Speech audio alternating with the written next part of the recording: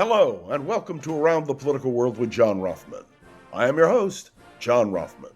If you're a fan of the show, make sure to hit the follow button on the top right of Apple Podcasts, Spotify, or wherever you are listening at this very moment. When you hit follow, leave a review or share an episode with a friend. It helps other people discover the show, keeps us going. As I like to point out each and every day, it expands our base, which, of course, is our goal.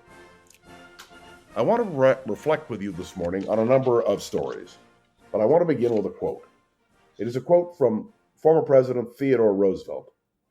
An exasperated Roosevelt, trying to deal with Russia, would ultimately say to a friend, "What I cannot understand about the Russian is the way he will lie when he knows perfectly well that you know he is lying." I use this quote to begin today because, well, it not only applies to Russia, but it may apply to what Donald Trump is doing right here in the United States. So let's begin with the fact that the president has announced he will make a major decision today. It'll be an announcement. And the speculation, and I want to underline the word speculation, is that he will be announcing arms, defensive arms, for Ukraine in its battle against Russia. Now, the speculation is that he's going to transfer the arms through NATO to Ukraine. Why he's doing it this way, I really don't fathom. But the simple truth is that it appears that Donald Trump has finally woken up to the fact, something we've talked about and known about for years, that Vladimir Putin can't be trusted. Yep, he's a liar, among other things. Will this transfer of material help Russia to criticize more fully Donald Trump? Will the Russians overlook it and simply blast NATO? Will these arms transfers, defensive arms, have any impact on Ukraine's struggle against Russia? All of these questions remain open, and all of these questions are things we will be talking about in the days ahead. Now I want to say a word about Rosie O'Donnell. Now this is sort of a silly topic in a way. We know that Rosie O'Donnell and Donald Trump don't get along. We've known that for a long time. But did you hear Donald Trump talk about stripping Rosie O'Donnell's citizenship in the United States of America? Rosie O'Donnell was born in New York City. Her citizenship cannot be stripped by the President of the United States. And yet, have you heard Republicans stand up and say, wait a minute, that exceeds presidential authority, and by the way, is unconstitutional? No, but I think this is part of a pattern which Donald Trump expects because he's a bully. No question about it.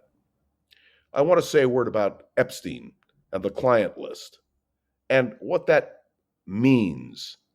And let me begin with the fact that now there is a denial that there is any client list. And yet Alan Dershowitz says he saw such a list and that he was ordered by the court to remain silent, and so he will, while Pam Bondi says, no, there's no list. And of course, you have the situation where Pam Bondi is now being defended by the president, who invited her to join him this weekend. It was a show of support. Now, Mangino, the former radio talk show host, who is now deputy director of the FBI, seems very unhappy. Because remember, the whole conspiracy theory about Epstein and Trump was spread by the far right. Well, we're going to see how that all works itself out. But boy, what a fascinating moment. What a fascinating moment. I want to say a word about FEMA and NOAA and the impact of cutbacks.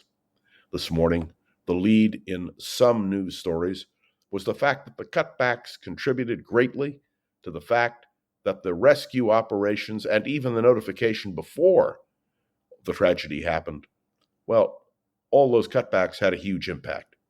The Trump administration says absolutely not, no impact at all. But we know that these cutbacks at FEMA and at NOAA do have an impact. More than that, we know that Donald Trump talked about eliminating FEMA altogether.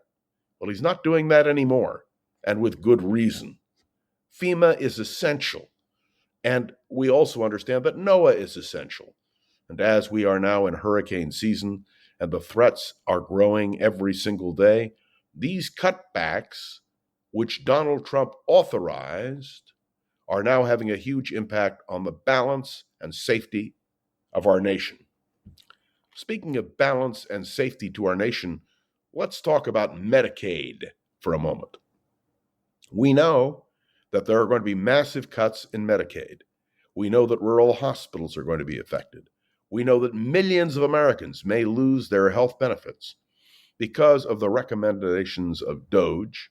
And what was the whole concept there? It was to save money. It was not a concern about people and whether they would receive appropriate medical care. No, it had to do with fraud, waste, and abuse. No. What this really had to do with was Medicaid for people who really need it. And we are going to see the impact of that more profoundly as the days go by. And now there is another question. The use of National Guard troops. Do you know that more National Guard was deployed to Los Angeles than it was deployed to Texas? Texas needed the National Guard to assist. Los Angeles did not need the National Guard. And now there is a court here in California which has said that deploying the National Guard, well, raises questions. And Donald Trump may not, in fact, have the authority to do what he did. But all these questions will have to be resolved, ultimately, on appeal to the United States Supreme Court. And therein lies the rub. If there is a 6-3 conservative majority, the odds of Donald Trump getting away with what he's doing, well, pretty high. And did you notice that the Republicans have been incredibly silent about all of this?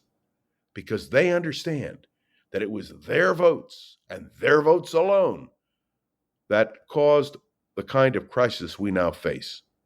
Whether it has to do with FEMA and NOAA, whether it has to do with Medicaid, whether it has to do with the National Guard, the Democrats all voted no, all of them, but not the Republicans. The issues are big, and the direction of the nation will be affected.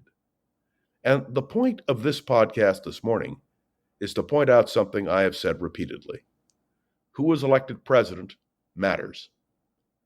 As to the question of Epstein and the client list and and Mangino and Pam Bondi and, oh yes, my friend Alan Dershowitz, all of that will be debated and discussed.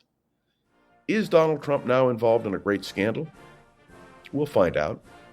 But in the meantime, America is left to wonder at what in the world is going on with this administration. I know that a lot of people who support Trump don't see it. But tragically, I believe they will.